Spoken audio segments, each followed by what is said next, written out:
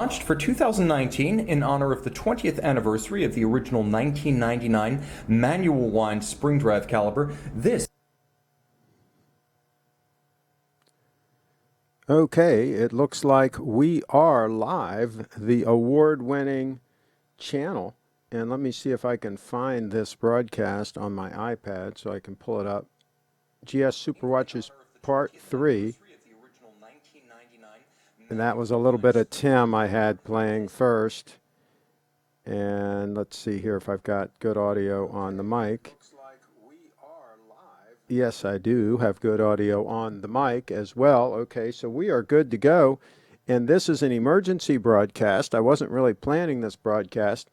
Had an appointment for 4 o'clock, and the client contacted me because there's a little bit of wet snow coming down here, and they canceled. And so I'm going to have to reschedule that for another day. And so I had a time slot here open. So I figured, as opposed to twiddling my thumbs, I would do part 3, an extension on the broadcast that we did, parts 1 and parts 2, on Saturday and Sunday. And we're going to do a part 3. And this is an award-winning broadcast now. Maybe somebody in the chat can let the folks know what award I won. And Carlos actually also won an award. So there you go. We're both award winners. Although his is a little more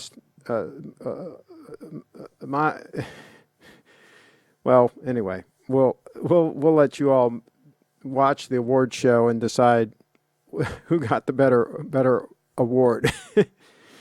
So there you go. Let me pull up. There's something I want to pull up here.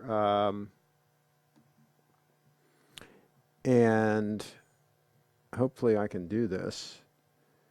I didn't have any prep time because I was going to be late if I did any prep. And so I decided, as opposed to being late, I would start and just do just a little bit of prep here, live on the show. How's that?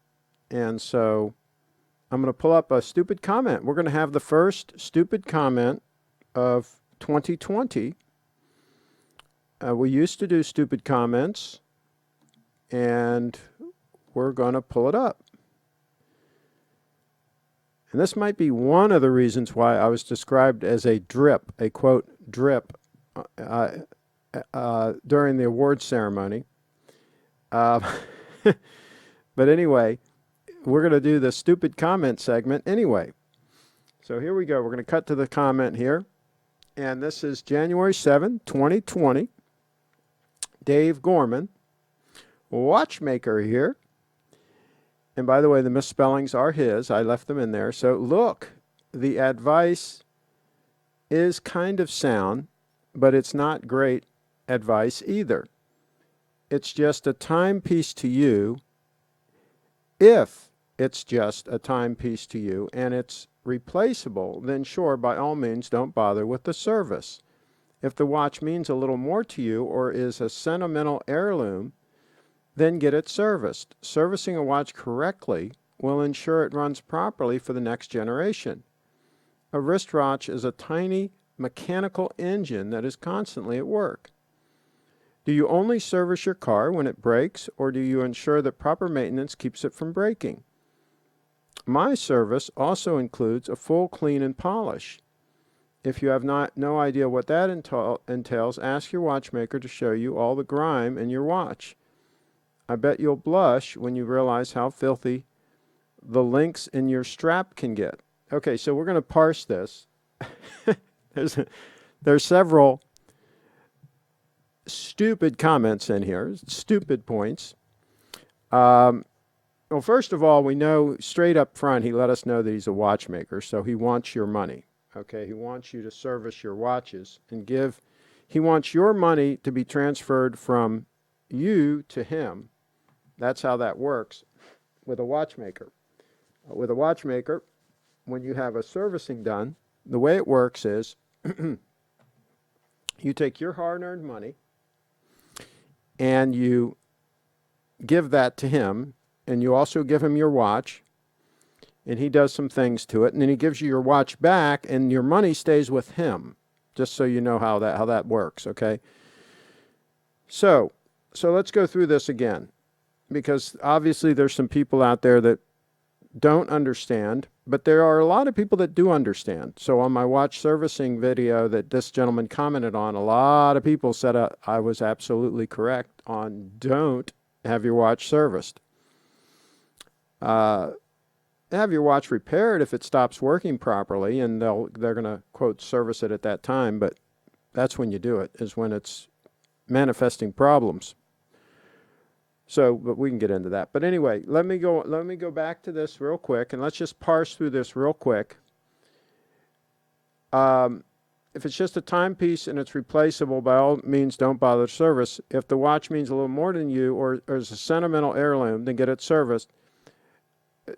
So for the next generation, I hear a lot of people talk about handing their watch down to the next generation. Have you seen some of these kids these days?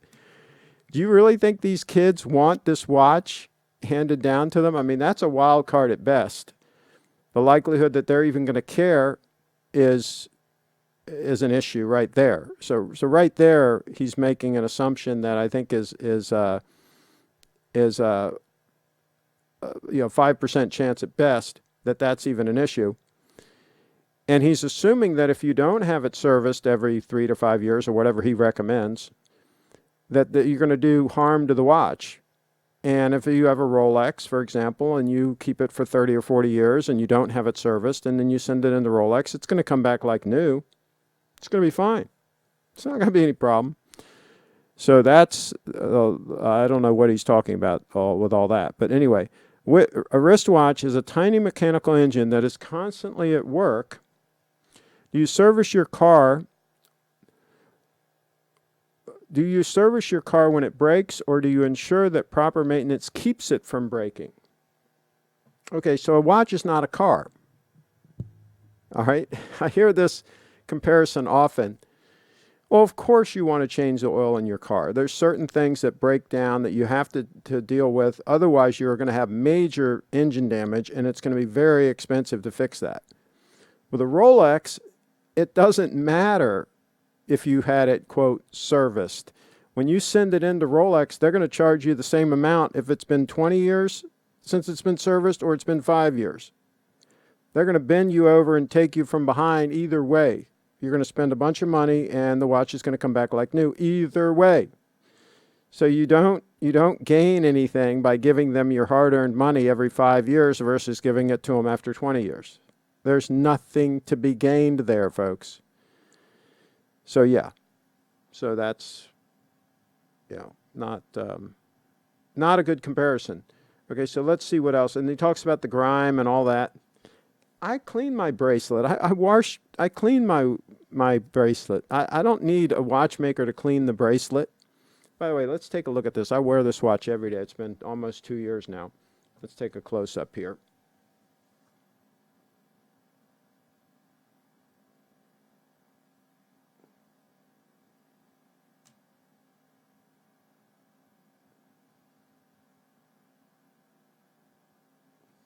And by the way, I did not clean this puppy prior to the show. It hasn't been cleaned probably for at least a week.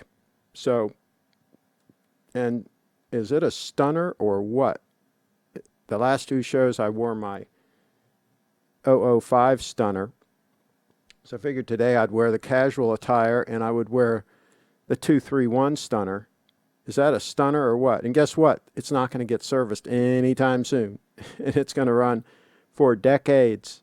It will run probably until I'm 6 foot under. Yeah, and then my heir can decide whether or not she wants to have it serviced. Oh boy. I'll tell you, Breanna would probably like this watch. She loves Grand Seikos. So I might leave it to Bree in my will. I said, well, Bree, isn't that too big for you? She said, no, I love it. So, yeah. Anyway, and she liked the 005 also. She tried them both on. Let me know if you want to see a picture of the lovely Breanna wearing both the 231 and the 005, wearing both of them. A two-fister. Is that a two-fister? Oh boy, come on, help me out in the chat here, folks. You got to help me out, guys. I'm struggling here. Congrats, Craig, for your award. Yeah, I think mine was a little bit dubious, but anyway, he referred to my questionable background or something. I don't know, something like that. Well, I mean, for somebody who pretty much lives in public, I mean, you know, it's the word questionable. That's not correct. I mean, it's not questionable. It is what it is. I mean, there are no questions involved. I mean, my life is pretty much, I live in public. So, it's debatable as to whether or not I live a normal life in any way, shape, or form. I think I could be described as extremely abnormal, but questions should not be there, because it should be very easy to figure out what I'm doing and what I'm up to and what I've done and so on and so forth. It's all pretty much out there in the public. And of course, there are some lies out there in the public too about me, but they can easily be debunked with just a small amount of research. You can find out who's lying and who's telling the truth. So anyway, that's how that is. And it looks like somebody had to get hit with a wrench. Somebody had to get hit with a wrench. They might end up getting blocked, because this is a troll-free zone. And actually, in the award show, he talked about some other channels that are troll-free. That's interesting. I didn't know. I thought we were the only troll-free zone, but I guess there are other channels that are troll-free zones as well. So that's good to know. And I did make the comment to the Durster that this really isn't a watch channel. There's a lot more to this channel than just watches. And he said, well, yeah, but you know, most of your views and all are watches and all that. And I checked my stats the last 30 days. Of my top 10 videos in the last 30 days, 3 are watch related. So 30% are watch related. So it's a high percentage, but it's certainly not 100%. So let's see the picture. Okay, and Blue Shirt Buddha wants to see the picture. So let's pull up the picture of the lovely Breanna dual fisting. Now that I promised it, I better be able to deliver. I'll try to find it.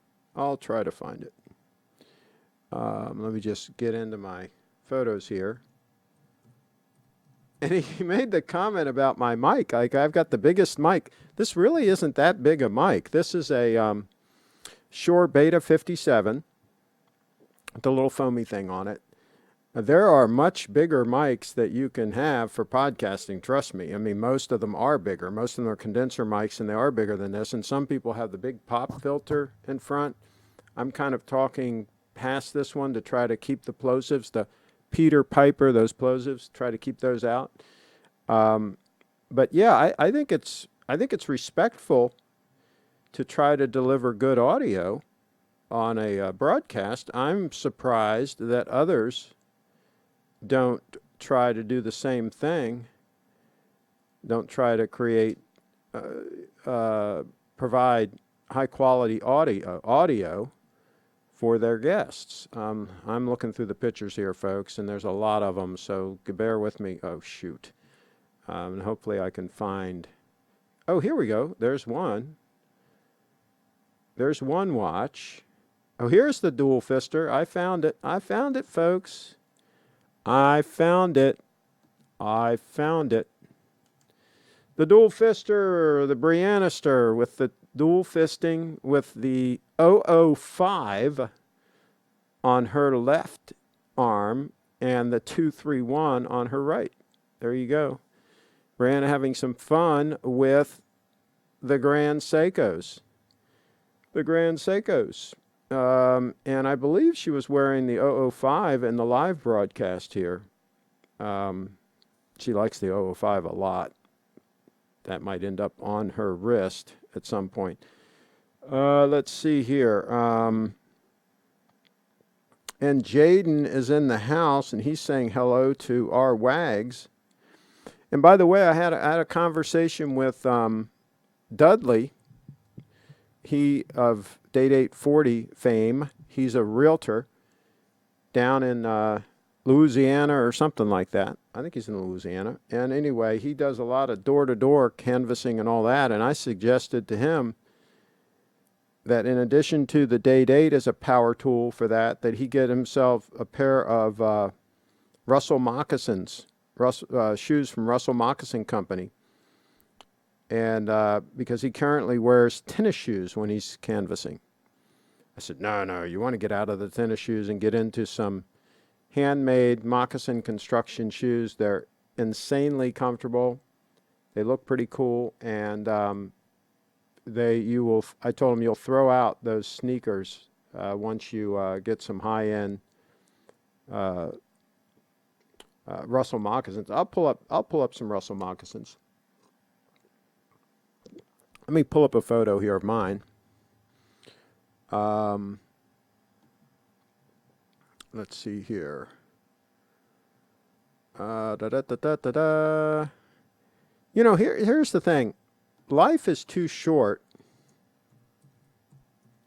to not be fully accessorized. That's what I say. To not be fully accessorized. And there's a pair of Russell Moccasin Company shoes, handmade shoes. This particular model, you have to buy custom made. They'll custom make them to fit your feet. And you will love them. You will love them. Let's see, Cheetown, California in the house. Sorry, I'm late to join. My iPhone's broken down again. I didn't get the notification. How's an iPhone broken down? They're usually robust. They're usually as robust as a Grand Seiko. So let me know what you guys wear on your feet when you're lounging around, something comfortable when you're out and about. Not dress shoes. We're not talking about dress shoes right this moment, but we're talking about something to wear that's durable, that you can get out there and bang around. And these on the screen right now are specifically made for traveling. They're waterproof and so forth. So if you get into a dicey situation, you know, you can get out of it. You know, when you're traveling, things happen sometimes. Sometimes you need some heavy-duty shoes on your feet, something that won't tear apart easily. And you know, that if you get into a situation where, you know, you have to deal with things, you need something kind of heavy duty. What do you think? What do you guys think about that? Those are pretty heavy duty. What do you think? Clark's shoes. There you go. Yeah, the old ones. The old Clark's, the Willoughbys, they call them, or whatever, that were made in England. Those were good. I don't know if they do that anymore. And that's another thing. I had a discussion with some other people about clothes and so forth, and you got to really watch it. Like, for example, the Patagonia stuff, this that I have on right now is made in the USA. It's the oldie but a goodie, but a lot of their newer stuff is not so great. And Burberry, you know, back in the day, everything was made in England. And when I bought my Burberry jackets, coats and jackets and so forth, most of them were made in England. Then they started making some stuff in the United States of America that was okay. And then they started making blends, you know, that cotton and polyester blends. You know, it's a shame. But anyway, they went that route. And also with shirts. Somebody made the comment about the cashmere being delicate the other day when I was wearing my cashmere sport coat. And you know what they may have been referring to are these blends. You can buy these cashmere top coats that are a blend. They're not 100% cashmere. They're cashmere and polyester or whatever, and they pill. And it's the same thing with polyester blend shirts that aren't all cotton, and you get that pilling around the neck. That blend stuff just doesn't seem to hold up well. It seems to have issues. What do you guys think about that? Okay, what do you think about that?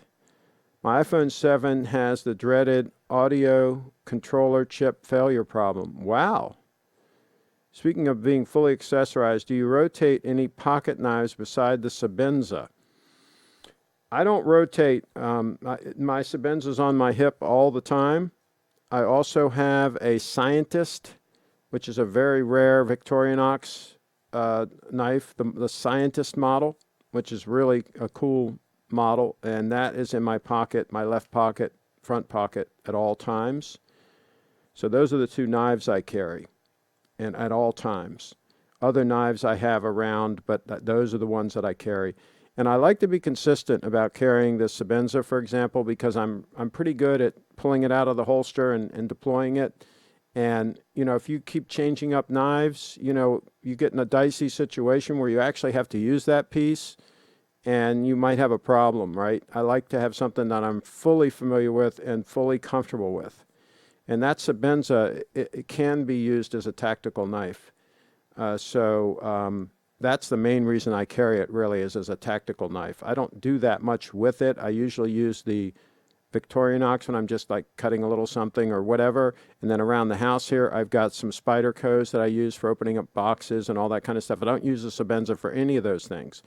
The Sebenza is razor sharp, and it's mainly carried for tactical purposes. So that's how that works. Keen makes good durable work shoes, and I wear Sperry's for casual use. Yeah, Sperry's, they made some good ones back in the day, again, when they were made in these United States of America, and I have some reviews on the channel. But watch out, a lot of them are not made in the U.S. anymore, and I would stay away from those. There are other options that are still made in the USA. And I've got reviews on my channel on all of those things. Craig, what do you think about Red Wing boots? Again, back in the day, some of them were pretty good. Again, made in the USA. But I would give Russell the nod over Red Wing. If I had to choose between the two right this minute, I would go with Russell and have something made. And they got a lot of different selections. So I'm sure they have something you'd like. And my gosh, are they comfortable. And it's always good to have shoes made to measure. Is it true that the new ones are not that durable but still comfortable, Carlos? I don't know. I would stay away from if you're asking about the Clarks, I would stay away from them and just order yourself a pair of Russells. I think you would really be happy with that. Should I buy the Pepsi or Coke Steinhardt GMT? They're both, I think they're good watches. I had a Steinhardt, and I did a review on it here on the channel some years ago. I've since sold it, but I had one, and I think for the money, it's a pretty impressive watch. I don't see a downside to it.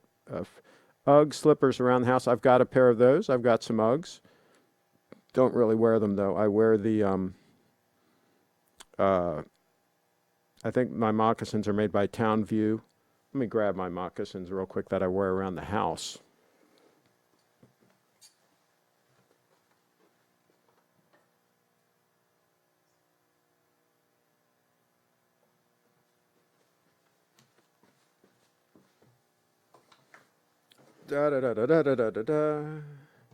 So these are, I believe the company's called Town View Moccasin Company, and they are made in these United States.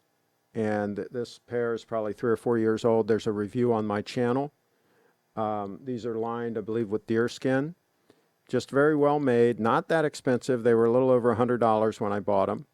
And they form to your feet. You wear them a few times. If you get the correct size, you wear them a few times. They really do form to your feet, and they're super comfortable. This is what I'm normally wearing. Now, I do have about 6 or 8 pairs of moccasin-style shoes that are dedicated to wearing in the house. Like right now, I have on, pull this off, this pair of vintage Timberlands. These are from the 80s probably. These were made in these United States of America. One way you can tell, these have the solid brass eyelets. Let me get a close-up over here. See those solid brass eyelets? Okay, so they're not plated. They're the solid brass. So yeah, and these have the nice razor cut sole. So I have about 6 or 8 pairs that are strictly dedicated to use in the house, so they're nice and clean. But in the morning when I get up, I'm usually wearing those Town Views, and then I wear them for an hour or so in the morning, and then I'll switch off to something else. And then in the afternoon, I'll switch off to something else if I'm here in the house. I switch them frequently. Don't get any shoe odor or anything like that by having a nice rotation. Okay, here we are talking about shoes on the channel. See, we're not just watches here. Let's see. From watching the past couple of streams, that gold GS stunner and would suit you very much, Craig. Tom Austin in the house. I have an eye on it. I'm hoping Steve gets one. I will go over there and I will look at it. But I'll tell you what, it has to blow me away for me to spend significant money on a watch. It has to really blow me away. And I'm thinking that one might do the trick. She-Town's in the house. Craig, what do you think of the guys who put all their cash into Steel Sports and then cut corners with everything else they own? I hear you. And some of them solid gold watches and cut corners with everything else.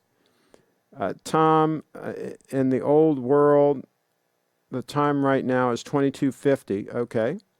Hi, everyone. It's 5:15 a.m. here, Tom in the house. I only have one proper knife right now, but it's a solid piece, Kershaw Dividend. Yeah, Kershaw, some of their stuff is made in the United States and is good stuff. I've got some Kershaw knives. I've got a Kershaw Leek that I carried for a while that's really nice. I actually have a couple of those. They used to sell them in Walmart, believe it or not, made in USA. Don't think they sell them anymore there. And a lot of them are not made in the USA these days, but some are. Craig, are you considering selling your GS GMT after you get the 18 karat gold stunner back to 2-watch rotation? Our wags in the house. Very good question. Very, very good question. Just a stellar question. And there's the stunner in question, the 005. A couple reasons why I would not sell it, and then a couple reasons why I would. The reason why I would not sell it is a great grab-and-go watch from the standpoint of it will always be running and it will always be accurate. We'll not have to wind it up. It's just ready to grab it and go. It's also a great travel watch. There might be times when I'm going to be traveling where I need a watch that can slip under the cuff, that can do dual purpose, both sport and dress, and I don't want to bring this with me and the gold stunner, assuming I have the gold stunner. There might be times when that would come in very handy. Now, so those are reasons to keep it. Reasons to sell it would be to free up the cash and put it in something else. Another reason that I would not be wearing it in rotation would be if we get it resized and if Breanna decides that she wants to wear it. And then it would be on Breanna's wrist and it would not fit my wrist. So that's how that would go. And so that's a possibility. So there are a lot of possibilities here with that watch and with what will happen as far as my rotation goes. But I could certainly go to a 2-watch rotation. I could certainly do that if I had the gold stunner. I could rotate that with this watch very easily. It's definitely a possibility. So that is the question of the day from our wags. For those who didn't see part 1 and part 2, here's the gold stunner in question. Let's get this video spooled up here. Here is the gold stunner in question. I would really appreciate it, and I promise to update daily. If you love this watch, you could see it and you could purchase it on our website, thewatchbox.com. Launched for 2019 in honor of the 20th anniversary of the original 1999. That is a stunner. That's the possible gold stunner item that would be in rotation. Let me see if I can pull up a good photo of it. Oh, this is the Grand Seiko website, which their photos are terrible. Let me see if I can find it here. Oh boy, I'm gonna get rid of that Hodinkee article there. And I'm getting rid of some of this stuff from the other show here. Bear with me a second here. All the Vacheron Constantin action also. All right, here we are. Blog to watch. That's a nice photo of that stunner from a blog to watch. They have a nice write-up on it. Pretty amazing looking watch, if you ask me. Okay, so I've looked some more at the Gold GS and don't think it's a good deal for the asking price or even 30% off. The movement finishing is just not up to snuff, and that matters to me. The GS Quartz GMT is very nice, though. That's a great value, in my opinion. But see, here's the thing. When you look at price, here's the issue.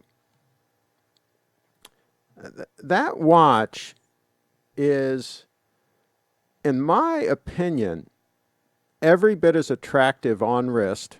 And I'm not talking about the detailing of the movement at this moment, but on wrist, that's an extremely attractive piece. And with the spring drive, with that second hand just smoothing around, that would be pretty awesome. And it's really hard to compare that to any of the other dress watch competitors, a Patek or Vacheron or whatever, because they don't even have the spring drive, first of all.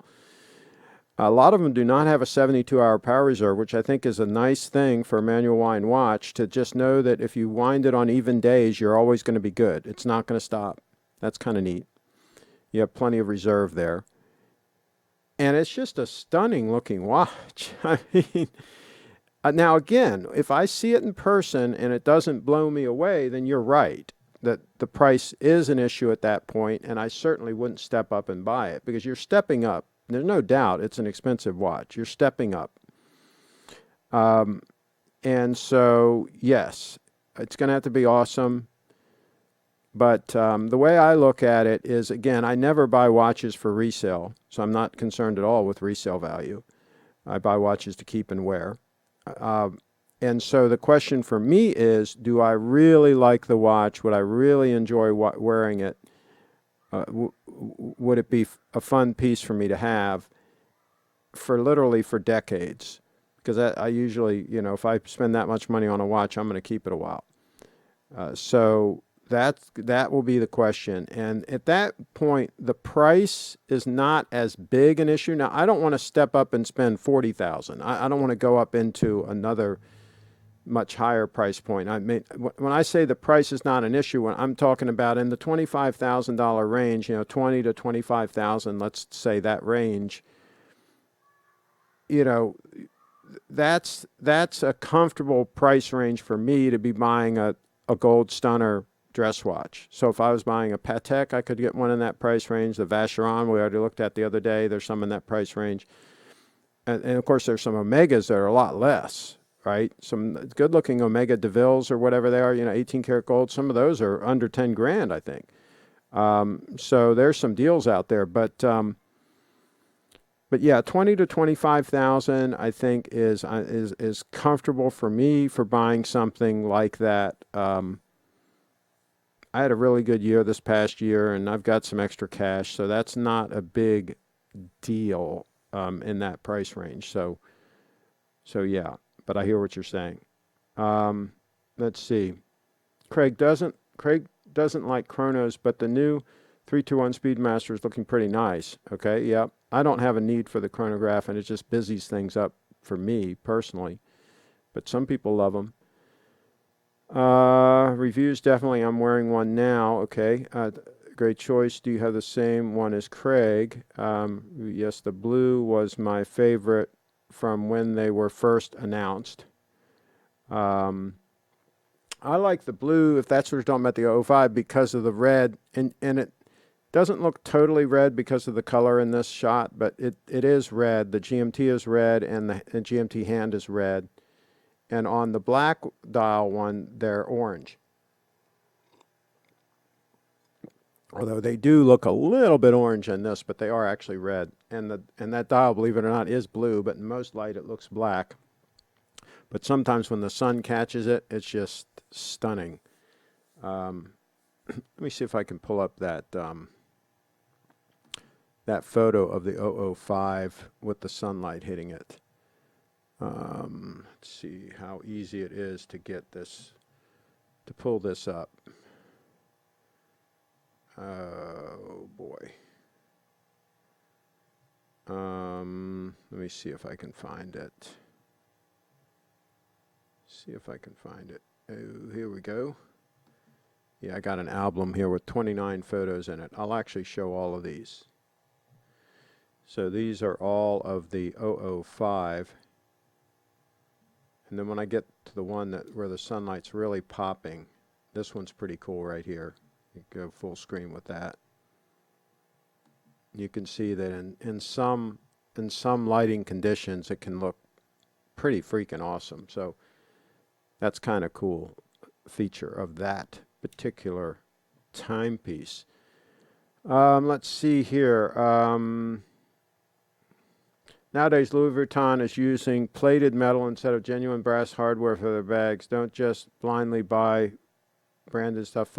Absolutely, you got to really look at this stuff these days, because there are some really good producers. I've showed some of the bags that I have that have solid brass hardware that are really, really well made. Some of the stuff from Colonel Littleton is pretty amazing. But yeah, you got to watch it, because there's some junk out there, folks. I hate to break the news, but there's some junk out there. Let's see. Have a MI USA Kershaw Blur in my pocket today. I've got a Kershaw Blur around here somewhere, and that's a cool knife. That is a cool knife. And I got a review on my channel of that knife. My Kershaw Dividend is USA made. There you go. That's right. That's what you want to do. Get the ones that are USA made. Same thing with, well, with Spyderco, I don't mind buying the ones that are made in Japan, in Suki City or whatever the city is where they're made. Those are nice pieces too. So, and I did have one that was had the titanium handles.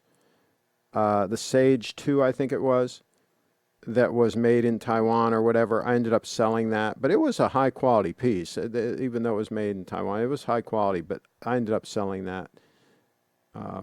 Yeah, didn't look back. So I'm looking very closely at high accuracy quartz. Besides Grand Seiko, I'd also consider Longines GMT as well as Citizen Chronomaster. Do you consider? Here's the thing. I really like the robustness of the 9F movement, the Grand Seiko 9F movement. It's really in a class of its own as far as the quality of construction, I believe, and the longevity it's going to have. I think it's a very robust movement, and if I was buying a quartz, that's what I would buy. I really would not consider anything else, because they have such nice ones and they're so affordable that, you know, they're for me, there's no reason to consider something else. Don't go with Longines course. Longines quality and course movement don't stack up to GS. The Swiss cut corners with quartz watches. Japanese companies embrace them. There you go. When I watch the streams on replay, I've noticed you ask some good and funny questions on here, and the Time Teller channel. Well, he's a sharp guy. Yeah, he's a sharp guy. Absolutely. No ifs, ands, or buts about that. Used Longines don't have a screw-down crown. The 9F is 4 times more robust than a regular quartz due to main plate covering the movement is twice as thick. And isn't it one of the few that the battery compartment is kind of cordoned off from the whole movement and all? It's kind of sealed off.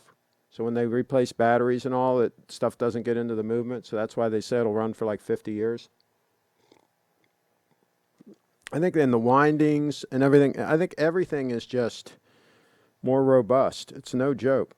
The movement finishing of the caliber 9R31 just doesn't look like it belongs on a watch of that price. Well, again, I mean, it wouldn't bother me if the thing just had a gold back and you didn't even see the movement. I mean, I'm not the kind of guy that sits there and ogles at the movement. If the movement works well and is robust, that's what matters to me. Now, some people absolutely care about every little detail on the movement, and in which case, it might not be the right watch. You might need to buy something else if that's what you care about. But here's the thing. My guess is that Grand Seiko that we're talking about, the 002, let's pull it up here on the screen again. I'd be willing to bet that if you bought that and you bought a similar Patek in a similar Vacheron, some other high-end dress watches in that price range, I'd be willing to bet that that Grand Seiko would run longer and keep better time than any of them. Of course, it's going to keep better time because it's a spring drive. That's not a fair fight, but will run longer, trouble-free than any of the others. I'd be willing to bet that those others are going to have to go in for service before this one. And when they do go in for service, it's going to be expensive. So if you're looking for a watch that's robust, that's going to be accurate, that you're going to actually use and wear, I think the Grand Seiko is the ticket. Now, if you're looking for something that you want to share macro photography shots on the forums of just an amazingly decorated movement, and then maybe that's not the watch. But I buy my watches to wear and use. Of course, I like them to be gorgeous and all that, but you can take that to the extreme too, to where they're diminishing returns. So I love the texture of the dial on that gold GS. See, that's the other thing. I just like the whole looks of it. The shape of the case, the shape of the lugs, it's just, to me, it's more elegant than a lot of the other designs out there. But again, this is all without seeing it in person yet. I might change my tune completely when I see it in person. And trust me, I will tell you, if I change my mind, you'll hear it here first. If you want to go high quality quartz, then put Grand Seiko at the top of your list. I agree. Craig, you never looked at the Rolex Cellini as some suggested yesterday. All right, let's pull up some Cellinis. I've looked at them before, but yeah, let's pull up a couple. Let's do a time check while we're doing this. Give me a moment here. I'm going to pull up a couple.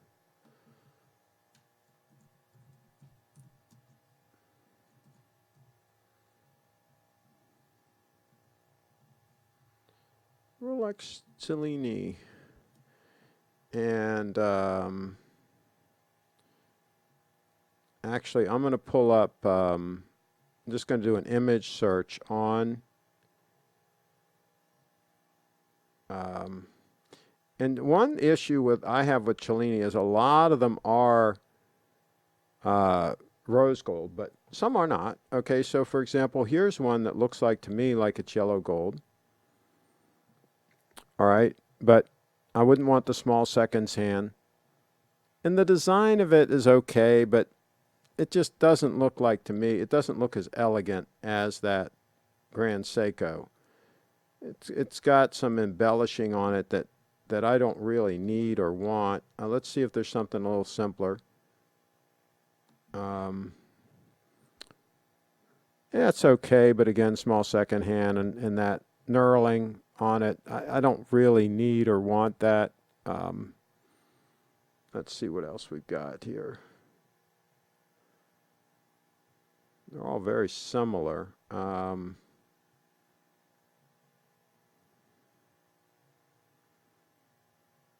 back in the day, we weren't, oh, I wasn't showing my screen, I'm sorry. Back in the day, we weren't big fans of Cellini anyway. Let me go back and show those other ones that I failed to show you when I was not sharing my screen. See, here's one. See the knurling around there and on the crown. I don't really need that decoration. It's okay. But,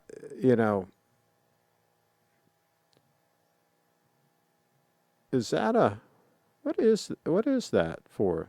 That's not a small seconds hand. Is that for another time zone? Oh, dual time. Okay, yeah, that's what that is. That's a dual time. Yeah, I certainly don't need that complication. And like, for example, this case, yeah, that's an ugly case. That got hit with an ugly stick. I just have never seen a Cellini that just really excites me, and I'm just not a fan of Cellini. I just kind of like Rolex as a dress. I mean, as a sport watch. I just never really liked the dress watches. Back in the day for us, when we were buying these watches, Cellini was a no-fly zone, and Tudor was a no-fly zone. We just didn't even consider either one. We just bought a Rolex. If we wanted to buy a Rolex, we bought a Rolex. And if I was going back that direction, I'd probably go the direction of just getting another date. But again, I have the legibility problem where this is super easy for me to read and any lighting without my glasses and so on. So no, if I'm going to get a dress watch, I want to get something really elegant. And that spring drive is just mesmerizing. Just watching that second hand go around. I mean, it's just something about it. You get hooked on that, folks. I hate to say it, but you get kind of hooked on that spring drive secondhand. Let's see here. Reviews, no worries. Mine hasn't deviated 1 second in 7 months. Whoa. I saw someone using one of your 005 photos in a watch group on Facebook you're not a member of, Craig. I'm not surprised. People take my photos all the time. Doesn't bother me. They can take my photos. And that's the thing about this channel, and this is why the videos that I put on this channel are things I want to put up. And I don't need to make money on this channel, so I can do what I want on this channel. I have total freedom to do whatever I want on this channel. And so now if this was my living, then yes, I would have to only do watch videos, and you do a lot of clickbait. I would, there's a lot of things I would do differently on this channel if it was my living. I wouldn't block anybody, for example. I'd let all the trolls just go wild, because the more comments and all you get, the more YouTube will service your videos, right? So there's a lot of things that I would do differently if I needed to make a living off this channel, but I'm fortunate in that I don't have to make a living off this channel, so I can do whatever the hell I want. That's how that works. and if people don't like it, then they don't have to watch. It's simple as that. You know, it's just like people follow my Instagram or whatever, and they complain, "Oh my gosh, you put all these photos of these gorgeous women on your Instagram. It's just like a ton of like just absolute knockouts." You know. Why do you do that? That's not right. Here's the thing: don't follow my Instagram. If you don't want to see those photos, they're all classy women. I don't publish any photos that aren't like eat up with class, but and fitness and health and beauty and all that kind of stuff. If you don't like that, then don't follow my Instagram. You know, and if you don't like videos like this, and the videos like I do, the review videos and all that sort of thing, then don't watch them. There's so much stuff on YouTube that people can watch. It's mind-boggling how much you can watch, right? So I just don't get people complaining about my content as if why would it matter to them? Why don't they just go and watch something else? It's pretty wild, right? So, you know. Isn't the Citizen Echo Drive Caliber 0100 the most accurate quartz watch in the world? Yeah, there is a more accurate watch, and Steve, I think, had one in stock at Little Treasury. But again, there are trade-offs with that sort of thing. I don't think it's as robust a movement as the 9F, and it's more expensive in most cases. That really super accurate one is pretty expensive, I believe. I think his was like $7,000 that he had. I paid like $3,000. So it's all trade-offs on these watches anyway, right? But yeah, I would go with the 9F over the Citizen, just because I think it's a better design and more robust. So yeah, I would go that way. And it's plenty accurate enough. I mean, my gosh, mine's like within a second, like after like 5 months, whenever we had the daylight saving time. I mean, it just doesn't gain, or it's just like pretty much right on. So yeah, I don't think the accuracy is at all an issue when you get to that point. When you get as accurate as this spring drive, for example, I mean, you're kind of where you need to be at that point, I think. Let me see here how spot on this is. Let's see. Well, let's do an official time check. It's been a while since we did that. Let's do a time check. Let's get the atomic clock up here.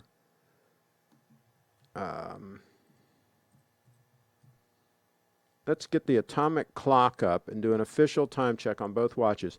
And I did not do this, okay, in advance, okay?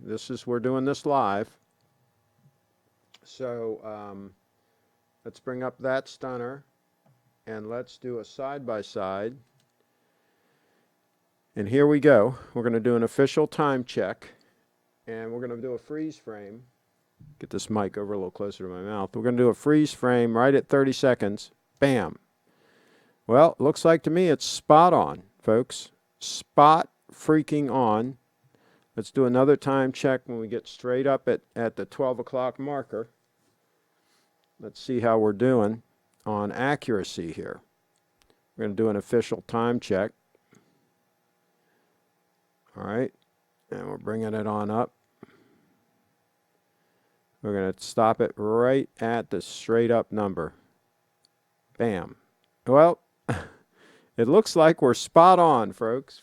Spot freaking on. All right, so now let's do this. Let's switch to camera 2. Let me get this other stunner in the shot. Taking it off wrist so I can get it in the shot. Whoops. There we go. All right, I'm not going to do a freeze frame on this one because I can't hold it and push the button at the same time very easily. So you guys tell me what you think. Tell me what you think. How close is that one? Let me know in the chat. Trying to hold it right there. Let me know in the chat how you think that's doing. Go ahead and make your estimates in the chat. How close is that to the official time?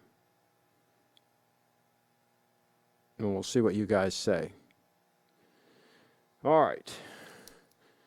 So, whoops, take B, get this back on wrist.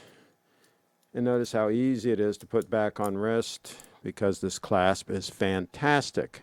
Because, oh, I hate that clasp. Yeah, well, if you use it for a few months, you'll love it. That's how that works. Sometimes function can trump looks. You know, on the Rolex, it's a little bit hard sometimes to get your finger because it's, you know, they make it so trim and all. Sometimes it's a little bit hard to use. This is super, super easy. There's a big indentation there for your thumbnail to get in, and this pops off very easily. And then there's 2 triggers that are very easy to use, right? I mean, it just couldn't be easier. And of course, it's still completely secure. So it's easy to use and completely secure. Try to do that with the Rolex. And guess what?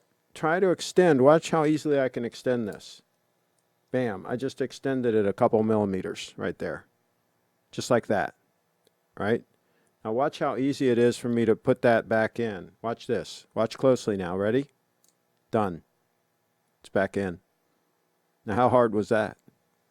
Try doing that with a Rolex. Good luck with that working out for you. Okay, so let's see what else we got. I have Taichung Spyderco, and it has much nicer finishing and higher quality materials than my USA Spider. Both are quality knives, but for dollar, Taiwan Spydercos are better value. Yeah, they make some decent ones in Taiwan. I will grant you that. They have pretty good quality control on their production. You know, of course, iPhones are made in China, and they're really good. It just depends on how well you run the factory and your quality control. But I still like to support the USA manufacturing and Japanese manufacturing. Before, I like to support the Chinese. So that's that. Yes, 1 second a year GS, in my experience, performs similarly, though. The only other quartz movement I can think of that's as well engineered as a 9F is the Rolex Oyster quartz movement. There you go. How much is it? How much is what? How much is which one? Hey, chat, should I buy the Coke or Pepsi Steinart GMT? Hey, help Logan out here, guys. Grand Seiko to me is comparable to Lexus. Sure, you will find some aspects of the Europeans do better, but in general, you're getting better longevity and ownership from the Japanese. There you go. Good, very good point. I absolutely would compare this to a Lexus. Absolutely. I like the new Toyota Supra, but it's almost entirely made of BMW parts. I hear you. Yeah, I would pass on that. I always prefer the Pepsi color, but black on the Coke bezel could be longer wearing. Okay. Yeah, I like the Coke. I had a Coke back in the day. I had a GMT with the Coke. I also had an all black GMT. I liked them both. The one I had with the Coke had the Oyster bracelet, and the one I had that was all black had the Jubilee bracelet. Bought both those new. If back in the day, if I was going to buy a dress watch to wear and use every day, then I would hands down choose a GX or Rolex Cellini over Patek or Audemars Piguet. There you go. Good point. Only the Cellini moon phase. Okay. Considering the Datejust or Day-Date looks stunning on leather straps, however, I see less reason to get a Cellini. That's a very good point. Very, very good point. Just go with a Datejust, or if you can find an older Oyster Perpetual in all gold, without the date, and throw it on a strap. It'd be even thinner, I believe, than the Datejust, and that could be a good move. Thomas, I agree. Prince is great, but it seems not selling. My AD has one for 2 to 3 years in the case. Okay. How could you possibly have a problem with seeing beautiful women? Have they been outside? 75% of Americans are overweight or obese. I want more pretty females in my world. Please. Well, follow my Instagram. I post every day. Oh, boy. Yeah, I do. Here's the thing. Here's the thing. I cover a lot of events, and I take photos of everybody that wants their photo taken. And I've taken a lot of photos of attractive females. And with the obesity problem, it's getting to be more of a challenge because more and more of them are obese. And so, fortunately, over the years, I've taken a lot of photos, so I have quite a substantial library of attractive females that are in good shape. And so what I do is I look at my Flickr account and I go to the notifications, and the photos that are getting the most activity very often are the attractive females. So I wonder why, duh, right? And so I grab one of those photos that's getting the most activity that particular day, and I download it onto my phone, and then I share it onto my Instagram. That's how I pick the photos that I share. They're in effect crowdsourced. They're in effect the ones on my Flickr that are the most popular. And a lot of them are of Audrey Scherer, and of course, I can only share her photos so often, right? I mean, I got to mix it up, right? But there are a lot of cowgirls that are in there that are very attractive. Of course, dancers are always fit. That sort of thing. Ballerinas, a lot of times they're fit. But yeah, I'm a big fan of physical fitness, and I think that it's a cop-out. For now, the trend is everybody's saying, oh, well, it's just their body type, you shouldn't discriminate. If somebody's like 30 or 40 or 50 or 60 pounds overweight or whatever, that might be their set point. That might be normal for them. Yeah, right. No, it's because they're going to McDonald's for lunch and dinner, right? I mean, it's because of what they're eating, folks. It's because of their personal decisions. And it's not good, okay? We've talked on this channel before. Some things are good and some things are not. Eating a bunch of junk food all the time. The average American, I heard on the radio today, spends $1,200 on fast food a year. $1,200, $100 a month. I think a lot of them spend more than that, of course. But anyway, that's the average. I spend $0. I don't go to fast food restaurants. Now, if you count me going to Hoffman's Market and getting one of their subs, that they make there, and they they roast the roast beef there and all that. You call that fast food? Okay, fine. I spend some there. Actually, I don't buy them. They give them to me. But anyway, that's a whole nother thing. But, you know, yeah, it's personal choices, folks. People are making bad choices. And it's just like these people that are unnecessarily spending money on having their watch serviced when they could be saving and investing that money and then have a lot more money later on when they want to buy their next watch or buy their house or whatever the heck they want to do. So, yeah, personal choices mean something. I have a lawn jeans. And then another guy made a comment. I covered an event at Rocky Ridge up here, not too far from here, and there were bunch of people in the video. I'm going down along with the Segway and shooting like crowd shots of the crowd. There's a big crowd, right? He makes a comment, I don't see any black people in your video. That's not very diverse, you know? And I'm like, I'm shooting the whole crowd. I'm shooting whoever's there. If they weren't there, I can't make them be there. It's like, you know, what the hell am I going to do? You want me to create them? You want me to use Photoshop and put some black people in the video? I mean, I certainly don't avoid shooting them. I've been at events where there are people of color, and that's fine with me. I mean, they're in the video. They're good to go, right? I mean, I'm not I'm the least prejudiced guy out there. You know, I'll shoot everybody, especially if they're attractive. I get more hits. Here's a tip, folks. If you put attractive people in your videos, you're going to get more hits and more views. That's how that works. And I don't care if they're male or female or whatever. If they're attractive, you're going to tend to get more views. Oh, boy. I have a lawn jeans Hydro Conquest Quartz, super accurate and reliable. Okay, cool. The diver looks like it's about 2 seconds fast. Okay, that's right, it is. It's a little bit fast, which is what I want. I always like them a little bit fast because slow is not good. But yeah, that's 2 seconds since we changed the time back in November. You know, when you change time for daylight savings time. So that's not bad. I mean, that's several months, right? That's most of November, December. Was it November that we changed the time? I think it was November. Or was it end of October? I don't know. But anyway, November, December.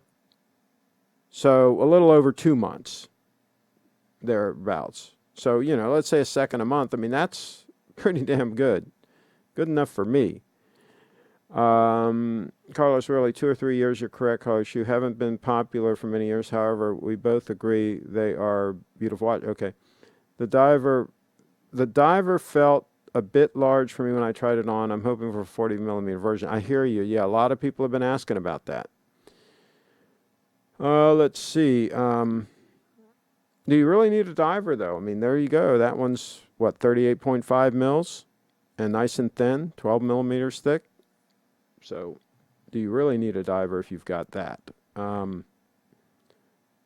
My head tells me that it makes no sense to purchase more watches. Yeah, I agree with you, Carlos. If you're going to get something else, I'd sell something.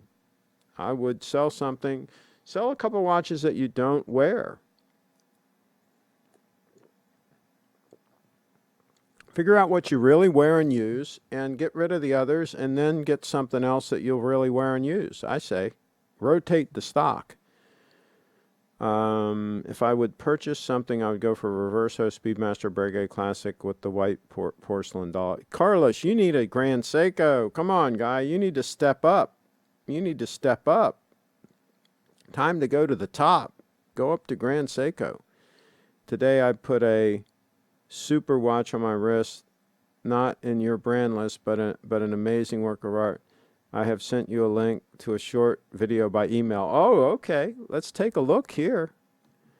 Let's take a look here. Let's take a look here. All right. All right, let's switch to this. Here we go. Llegué a España, a ver si me puedo conseguir Look una at that. que me acceda a alguna boutique o algo, pero es complicado, hay muy pocas piezas.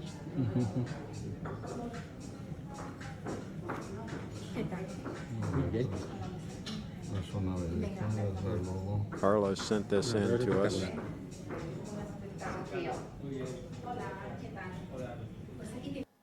I have to say, I'm not a fan of these watches, these Tourbillon, these skeletonized, you know, all this fancy stuff. I mean, to me, that makes the watch like totally useless. But some people love it. I mean, some people eat that stuff up. But yeah, no, that's a no-fly zone for me. I want legibility. I want a simple watch. I don't want I don't want to see through the watch.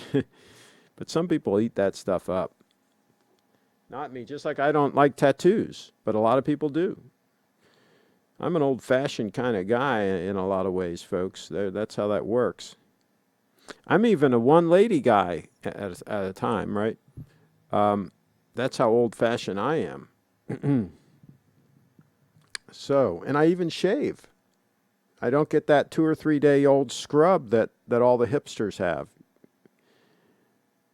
I asked the young lady the other day, I said, what do you think about that scrubby, that hipster look, the scrubby?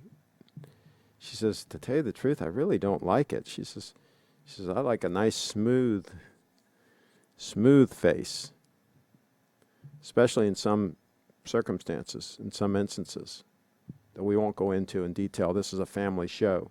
But yeah, she said she likes a nice clean shaven person. Let's see. So I hate to tell you hipsters that, but that's what she said. Let's see. Carlos,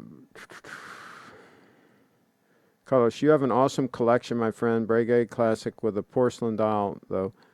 Come now, Carlos. Surely you can find room for that. I have to look for the milestone or good news that deserve it. Well, Bitcoin's pumping. Let's check Bitcoin. Hopefully you bought Bitcoin when I advised you to buy it back when it was 4,000. And if you did that, let's see what you'd have now. I'm trying to refresh this. Give me a second here. I'm refreshing. It's taking its time to refresh. There must be too many people trading right now. Too many people trying to buy. They can't keep up with demand. Anyway, if this thing refreshes, I'll tell you what the deal is right now. Okay, so Bitcoin's at $8,019 as we speak at this moment. So if Carlos would have bought it back at 4,000 when I suggested that the no-coiners pick up some Bitcoin, I said anybody that's a no-coiner might want to get at least one whole Bitcoin at this point. Well, they would have doubled their money. It's not bad doubling. It's not bad doubling your money, I say. Let's see here. Carlos, true, you have... Oh, okay, there we go. I already read that. Okay. Craig, can you pull up a photo of the Rolex Oyster Perpetual 116000? Yeah, let's do it.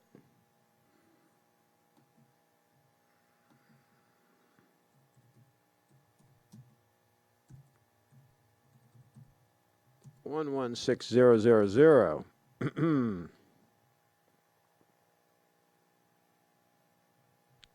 Interesting. They've got it on there on the Rolex website. It looks like. And we can configure it. I've been through this before and I really blew it. But let me see if I can configure this. He wants the white dial. Okay. So Oyster Perpetual 36, right? And how do I do the dial? Oh, where's the dial? Where's the white dial? Oh, here's the white dial. Okay. So yeah. That's a stunner. Absolutely, that's a stunner. Yeah, I say so. I say that's a stunner. I mean, you know, you can't go wrong with a 36 mil Oyster Perpetual with a white dial. I mean, come on. How can you go wrong with that? For a daily use, heavy use watch? some guy asked me, and some guy on one of the forums, in the Grand Seiko owners forum or something, hey, I've got, I think he had one of these. I think he had an 005. Can I swim with that? Is it okay? It's not a diver's watch, blah, blah, blah.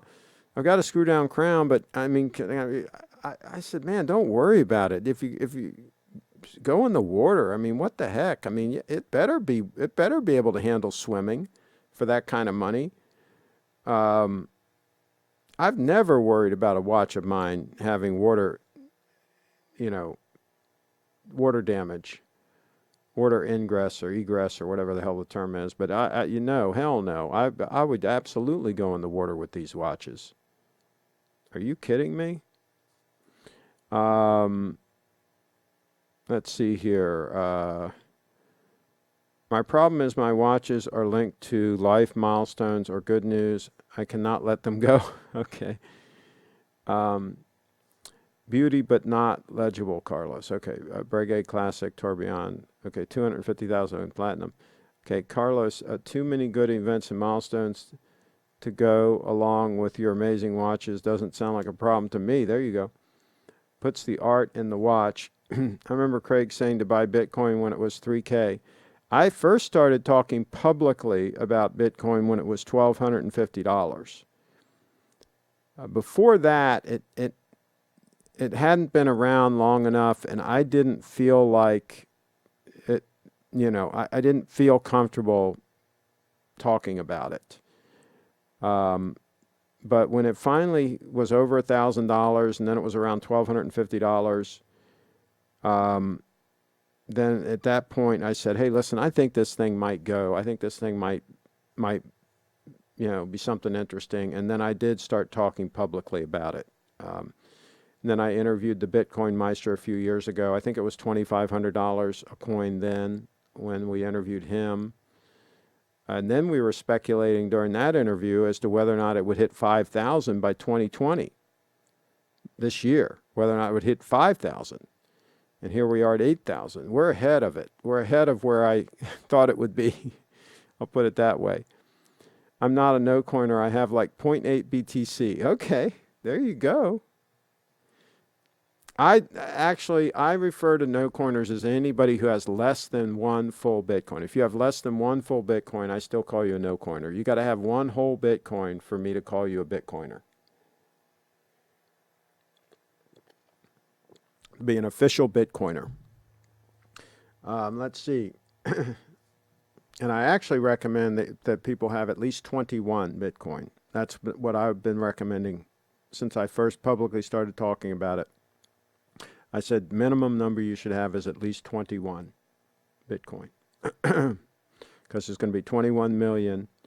So that way, you would be in the elite if you had 21 of them. So that's how that goes. Let's see what else we got here, because we're going to wrap this puppy up, and I'm going to eat a load. I'm going to eat. I'm going to have a good dinner. So I have a Rolex Sub, Explorer 1 in Milgauss GV. Looking for my fourth and final watch. What would you recommend? Maybe a Daytona? Hell no, Steve. No. You got to get something in yellow gold. You got to get 18 karat yellow gold. You got way too much steel. I would get rid of the Milgauss. You really don't need an Explorer 1 and a Milgauss both. I would get rid of the Milgauss, and I would get something in 18 karat gold. If you don't want to spend that much, maybe get something in 14 karat gold. Maybe an older Oyster Perpetual date with a leather strap in 14 karat gold. You can get those affordably. But for the price of a Daytona, for gosh sakes, you can get a day date. Used day date, not new, but you could get a really nice used 18238 day date. Get one with a nice tight bracelet. Have a real Rolex. My gosh. Steel is for beginners. Steel is not the way to go, folks. Look at what I'm wearing. This is a titanium stunner. Now that's a steel stunner, but it's $3,000. I'll tell you what, here's the deal. I would not spend more than $5,000 on a steel watch, period, full stop. If I'm going to spend more than $5,000 on a watch, it sure as heck is not going to be made of steel. That's the deal there. That's it. Blue Doll Oyster Perpetual is my favorite, but got an Explorer instead. There you go. Absolutely. I would like to make the Rolex Oyster Perpetual 36 or 39 my first luxury watch. Hell yeah. Fantastic piece. If you want white or black for the perfect dial, 39 if you want white or black for the perfect dial symmetry, okay? Watch nerds are weenies. The more expensive the watch, the more afraid they are of using it or getting it scratched. I mean, I don't get that. I really don't get people buying watches and not using them. Life is too short. I guess it's because I'm old, but I mean, I look back and I'm like, my gosh, life goes so fast, and they've got these things sitting around that they're not even using. They're saving them for what? Nobody cares. Nobody cares later on. And they're not that easy to sell. If you think you're saving it because you're going to resell it sometime later on, they're not that easy to sell in the first place, and they're a terrible investment, so that's not a good move. So the bottom line is you might as well use them. If you've got that money tied up in that expensive watch, you might as well get use out of it and get pleasure out of it. And hopefully it'll help you in your business. Hopefully you'll feel more confidence or whatever. If you're in sales, you'll be able to make more sales or whatever. Hopefully there's going to be some benefit to you having that watch. Otherwise, what's the point? I just can't figure it. Maybe you guys can let me know in the chat. What's the point? Let's see. We're going to blow through these and then we're going to wrap it up. Tom's in the house. 6.7-inch wrist. Would OP30 look right on my wrist for dress purposes? I would go with a 36 mil watch, either a DATEJUST or an Oyster Perpetual, or the 36 mil Explorer. With that size wrist, I would definitely go 36 personally. That would be my record. I wore 36 mil watches for years, and they're great size. And I have a 7.25 inch, between 7.25 inch and 7.5 inch, depending on the time of the year. But you know, this time of the year in the winter, like 7.25. The 36 is a great size. This huge watch craze, you know, now, here I am wearing a huge watch talking about this, right? But of course, this is very comfortable because it's titanium. But the big watch craze, I think it's just, yeah, I think it's a little ridiculous. I think most people with big watches look ridiculous on their wrist, especially if they try to use them in a dress situation, dress purposes. Like you see these Grand Seiko executives, right, wearing this huge Grand Seiko, and they got a tiny little wrist, and they're wearing a suit, right? And the watch has to be fully exposed, right, because it can't go under the cuff. There's no way it'll fit under the cuff. So they wear it on this side of the bone. Let me push this over.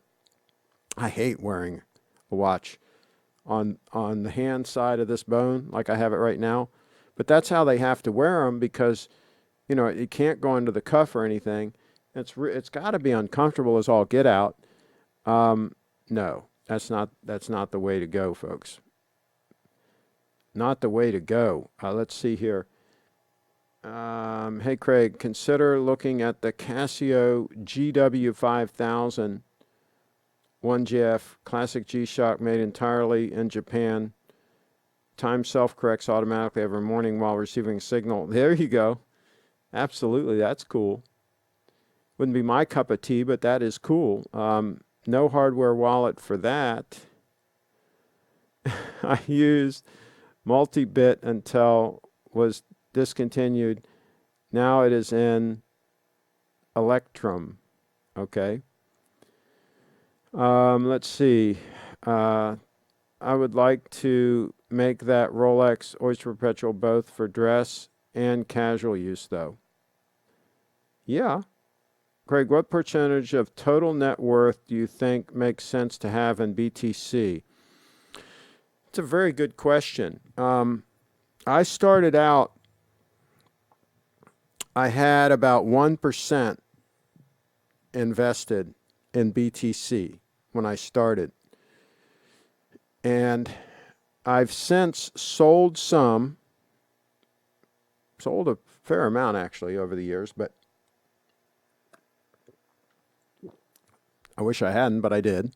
But anyway, I sold some. And now, even though I've sold some, I'm up to probably 6 or 7% of my net worth. Even if I count all my real estate and everything, I'm up to probably 6 or 7% of my net worth is in Bitcoin, just because it's outperformed everything else. And that's even considering I've taken some off the table. So, and I've taken more than my initial investment off the table. So I'm playing with the casino's money at this point, right? I'm just totally, you know, if it goes to zero tomorrow, I've already made money on Bitcoin. But yeah, my percentage of net worth has gone. Percentage of my net worth that's in Bitcoin has gone up significantly just because the price has gone up so much. But for somebody starting now, I think 1% would be a good move. Absolutely. And again, I'm not trying to give financial advice on this channel. I'm not a financial advisor, and you shouldn't take advice from anybody on YouTube. But I certainly wouldn't want to be a no-coiner, and I would certainly want a fair amount of exposure to Bitcoin at this point.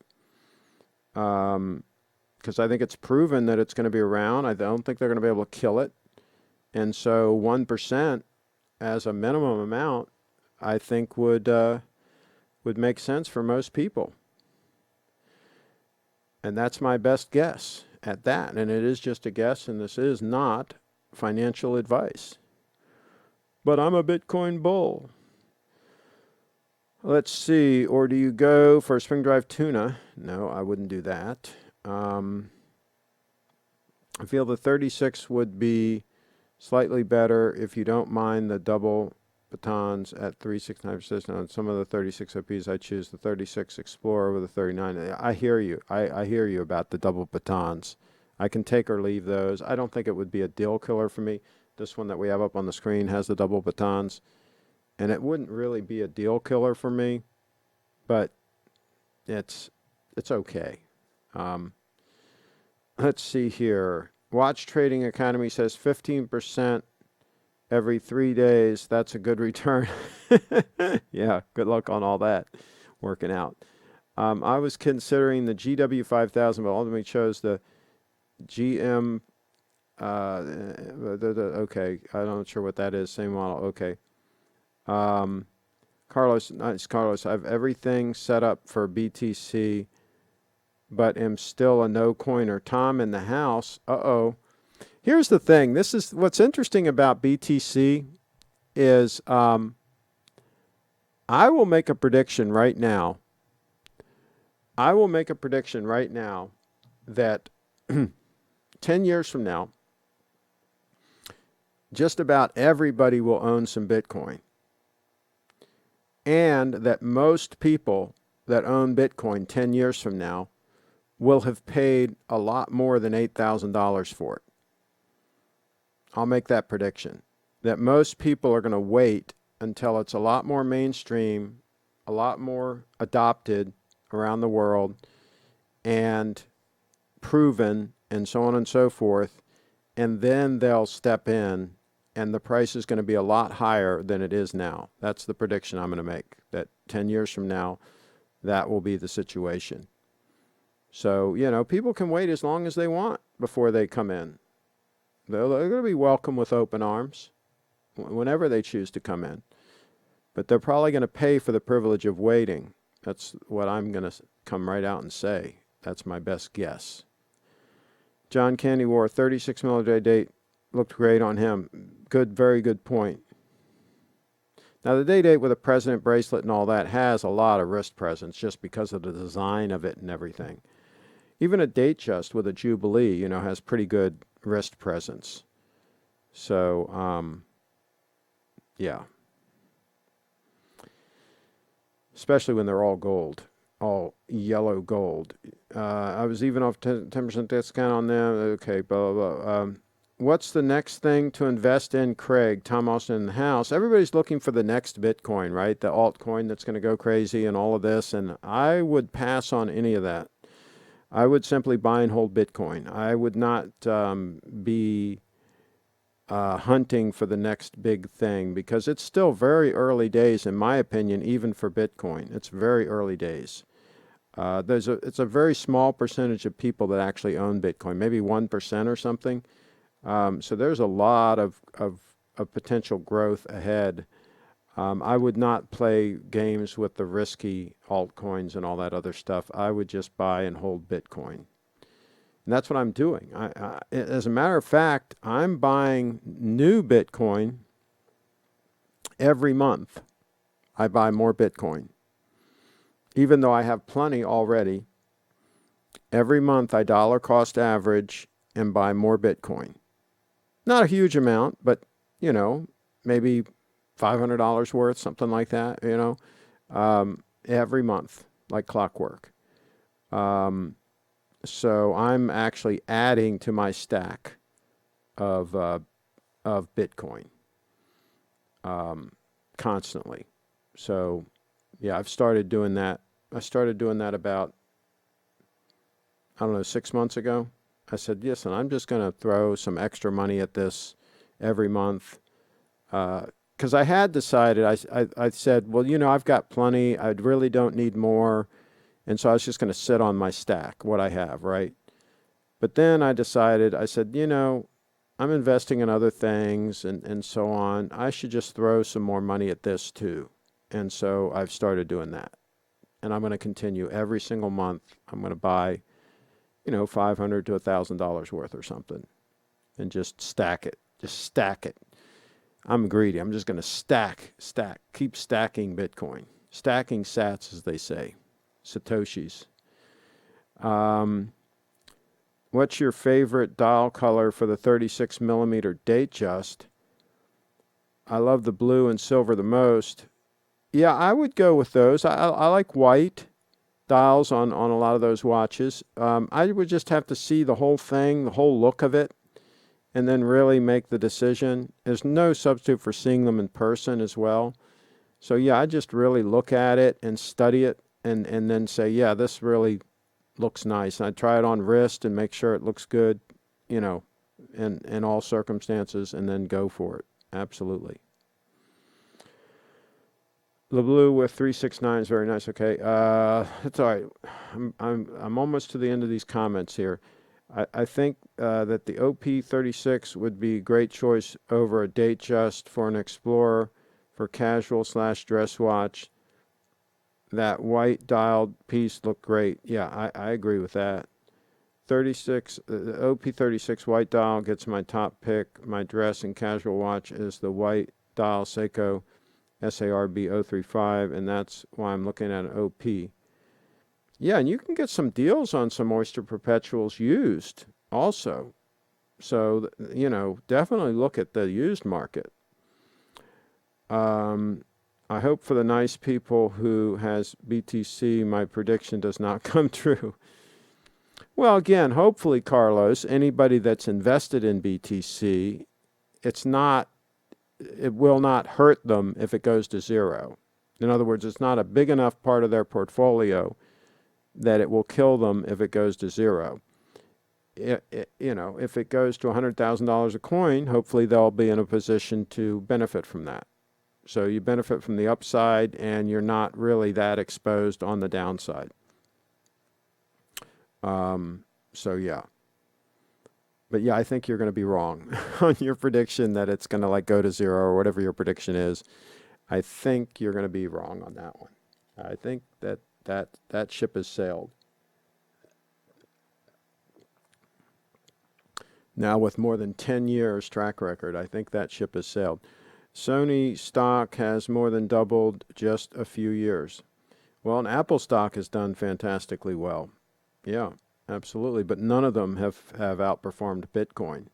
Bitcoin has, in the last decade, 10 years. Now, of course, this decade might not be the same as the past decade, obviously. But there's nothing that outperformed Bitcoin in the last 10 years. So there you go. Wow, I still can catch up this live stream. Okay. We're just getting ready to wrap up, unfortunately. White OP are very nice, nicer than DATEJUST. I hear you. GS might release more gold stunners in March, Craig. Will you wait to see? I don't know how soon Steve's going to get the watch in stock.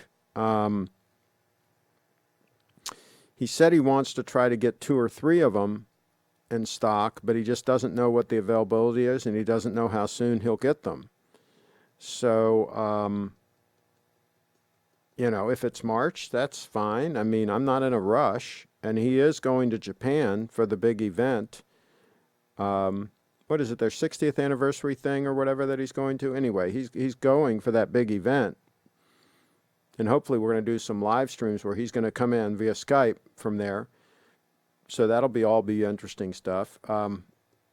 So, no, I'm not in a hurry. When he gets it, if he gets one in stock, and he calls me and he hasn't sold it to somebody else, you know, he's in business after all. I mean, he might get that stunner and then somebody might see it and say, I got to have it, you know. And I'll wait until the next one comes in. I'm not going to cost him a sale because he's going to give me a good deal, I'm sure. So if he can get like retail from some other person, then maybe he'll do that too. Who knows? You know, the future is very hard to predict. Anything can happen. Let's see here. That's okay as usual. Okay. All right. So I'm going to wrap this puppy up. Everybody, thank you for tuning in. This was an emergency broadcast on short notice, and it's very nice to see some of you all pop in. And I'm going to wrap this puppy up. There's one last. Oh, it's been an hour and a half. We started at 4:30. Wow. All right, that's how that works. Thanks everybody for watching.